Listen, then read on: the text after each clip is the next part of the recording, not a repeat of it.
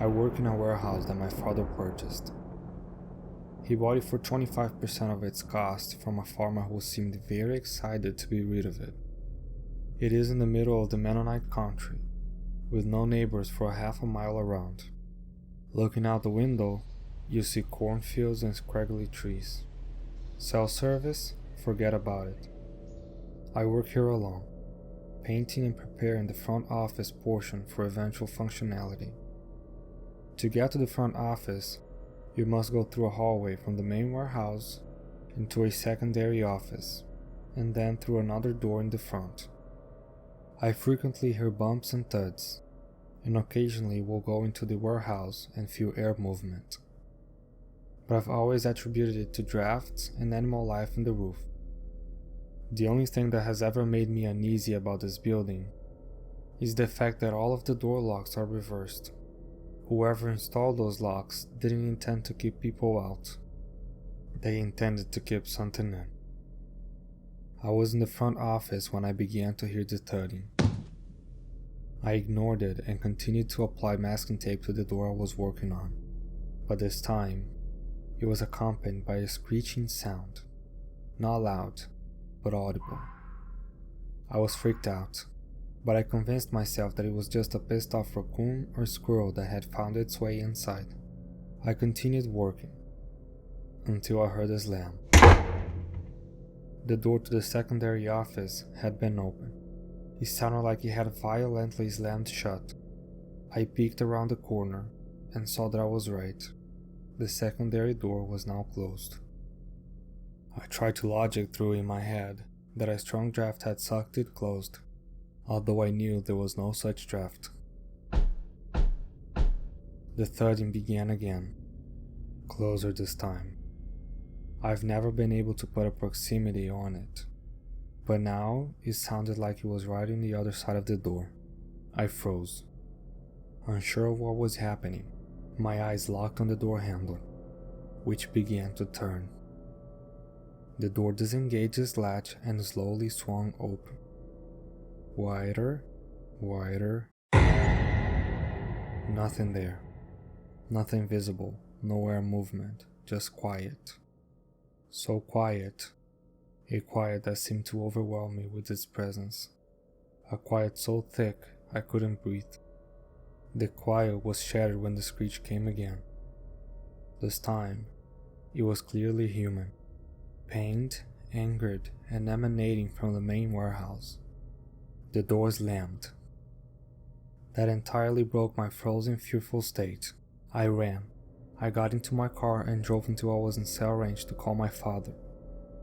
He didn't believe anything about the doors closing, but agreed that the building had something weird about it. He told me that he'd be right out. Fast forward half an hour, my dad and I met up and drove back to the warehouse. I showed him the door that slammed, showing him that it was separated from both the front office and the main warehouse, so no draft could have closed it. I told him about the thuds, the screeching, and the sudden quiet that overcame the building. He decided that we should check on the main warehouse. Emboldened by his presence, I led the way. Something you should know about this warehouse. It was formerly a furniture manufacturing place owned by a Mennonite farmer. They made handmade chairs, tables, etc. Because of all the cutting that went on, the floor is thickly coated with dust. We walked into the warehouse and saw nothing out of the ordinary. The dust was untouched. The doors were closed, and the windows were locked. The only thing out of the ordinary was one of the hanging fluorescent light fixtures.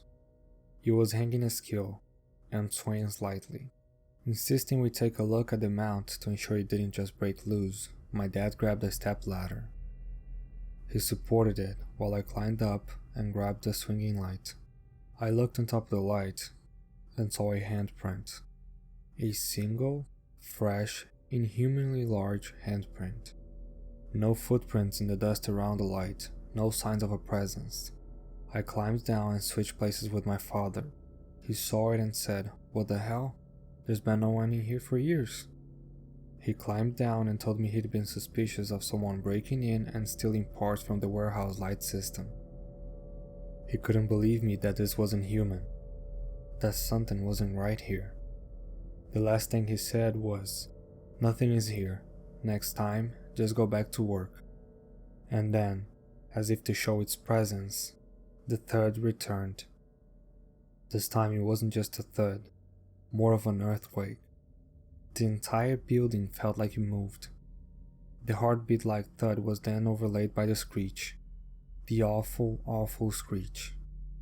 It felt like it was coming from the walls themselves. We ran, and I haven't returned. My father hired someone else to finish my job, and has since moved into the office. But thus far, nothing has happened further. What actually happened? I don't know. Nor do I ever care to know. What I do know is that there's something paranormal in that building, and the man who sold it to us knew it. I'll never forget the sound of that lock turning by itself or the feeling of the deafening silence. Behind the door, do you see the like button? It helps the channel a lot. Thank you. This is set up in the month before we moved out. About 10 years ago, when I was around the age of 9, we lived in our previous house, and were starting the process of moving out. Now, I had grown up in this house and all my friends lived around me, so I was very torn about moving out. There happened to be a very bad thunderstorm one of the nights before we were finished moving, and all of my toys were in boxes. Some of the toys started to make noises as if I was playing with them. Now, my mother told me that it was the electricity in the air from the storm.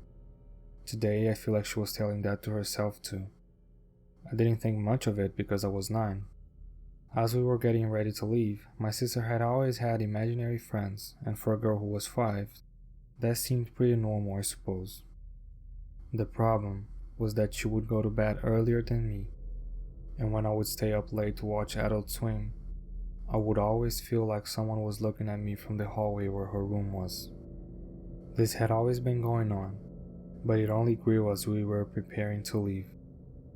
This is the part that literally has my hair standing up telling it. The last day had come, and we were putting the final boxes in our truck, when I decided to go in and look around, make sure I had everything. When I was in the basement, where I played N64 and basically lived, I felt a very sad feeling come over me, like I was leaving my life behind to move somewhere really far away. I kinda became emotional, so I quickly rolled my eyes, for I didn't want anyone to see me, a young man, crying. I then, for whatever reason, said goodbye to the house, as if he was alive. The very moment I said goodbye, I heard a very childlike voice reply, "See you later." I stood frozen. When I turned, a red ball was laying on the floor that I did not remember being there. I sprinted out of the house and got into the car. My mom asked me what was going on. I replied, "There is a ball inside in the basement. Leave it there." Years later, everyone in my family had told me they saw the same red ball after they felt the need to say goodbye. Only me and my sister heard the reply. My mom and my dad only saw the ball. I don't really believe in ghosts, but whatever that was, I'm fucking scared shitless of that house now. This is not a personal story, but something that happened to my best friend, Kelsey. She and the girl she was with have both told me this story several times, and, at the very least, I believe they believe it. Apparently one night, they were driving around the neighborhood late at night. Since it was a residential street, their car was pretty close to the sidewalk and they were going pretty slowly. At some point, they noticed someone on the sidewalk and just ahead of them. From what they could see, he was around 5'10", maybe 6 foot, and wearing a black cloak or hooded jacket. It wasn't all that unusual, except that he didn't move like a normal person. It didn't really shift side to side or move up and down like he was walking. It just glided along in a perfectly straight line. Pretty soon after first seeing the thing, they were right next to it. Kelsey, who was driving, looked down at the thing's feet and it didn't have any. In fact, it didn't seem to touch the ground at all. At this point, the figure suddenly turned its head and looked right at Kelsey, who promptly forwarded and never looked back. Obviously, Kelsey and her friend only got the briefest of glances at the thing's face, but they both said they didn't have one, that all they could see under the hood was black.